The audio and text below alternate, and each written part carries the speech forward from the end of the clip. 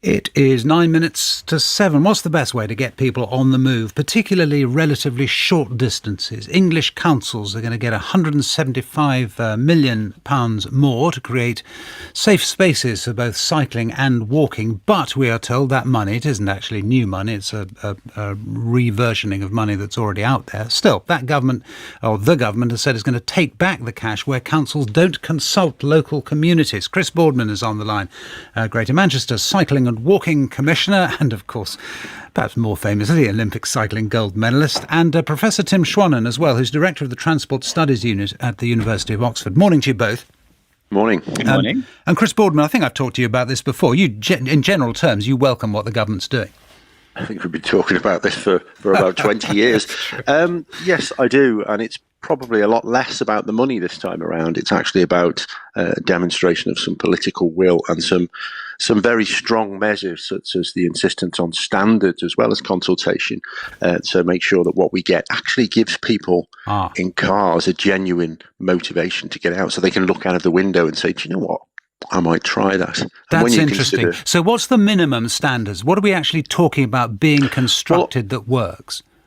I think in its crudest terms, you have to be able to look out of the car window and see something that looks easy and safe. Because if it doesn't, then why would you get out of the car? And right now, a quarter of the journeys at rush hour, parents taking their kids to school, often a journey of a mile, because it doesn't look like that outside. So get in the car and I'll run you there, which of course adds to the problem, and you've got a vicious circle. So these measures look like genuinely capable of breaking that vicious circle. Professor Schwannen, do you agree?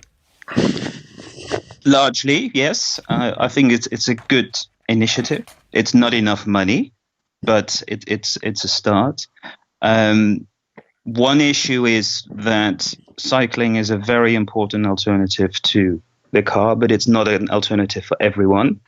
And there is a need to also think about what else needs to be done, because we need to think about different modes in combination with one another. So what extra things do you think, Professor, need to be done in order to get to where the government wants to get?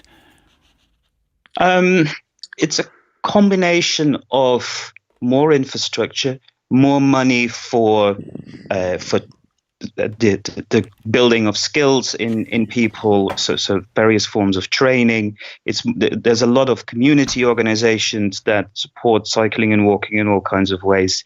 They could really do with more support, more financial support from government. But we also need to think about things like car sharing, buses, and so on and so forth. So it's really about the total package. And what about, Chris Boardman, the consultation idea that is contained in this government money, that councils must make sure that they ask local people?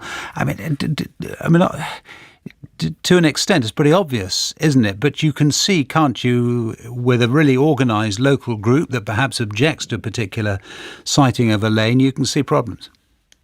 Yeah, objections are pretty much uniformly about 2 to 8. So for every 2 people that object, there's 8 people that support, because people want to see a change. I mean, nobody asked for the amount of traffic that we've got on our residential streets right now. If you asked people 10 years ago, is it okay if we put 30% more traffic down your road? They'd be incandescent with rage, but that consultation never took place.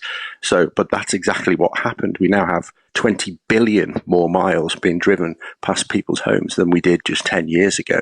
So people actually want the change, but those changes have to be done properly and in consultation, not to people. So I absolutely welcome more consultation, because we know this is something that people want. What I like actually more is the fact that they're requiring you to monitor carefully for 6 to 12 months the effects of these things, to gather that data, which says these trials are going to be of a meaningful length of time, and we're going to be able to prove the point after the fact. Right. Tim Schwannen, what do you make of consultations? They're important, indeed, as Chris is saying. The question with consultation is always, what do you actually put in them? What types of alternatives do you offer? And how much say do you give people in offering alternative suggestions? I think that's really important, because often you see that certain plans are consulted on, and there's very narrow opportunity for people to offer meaningful input. And I think there's a lot there that can be improved. Do you agree, Chris Boardman, on that at least, that a consultation can't just be a kind of yes or no, take it or leave it, that there's got to be a kind of deeper involvement? Yeah, but people often mistake a consultation for a referendum, and it shouldn't be. It should be, listen, we have to drive less. We have to give people a genuinely attractive option to not having to drive. So tell us how you think we can do that. And that's a very different question to shall we do this or shall we not? Because we simply cannot afford the status quo, be it health, pollution, climate. We just can't.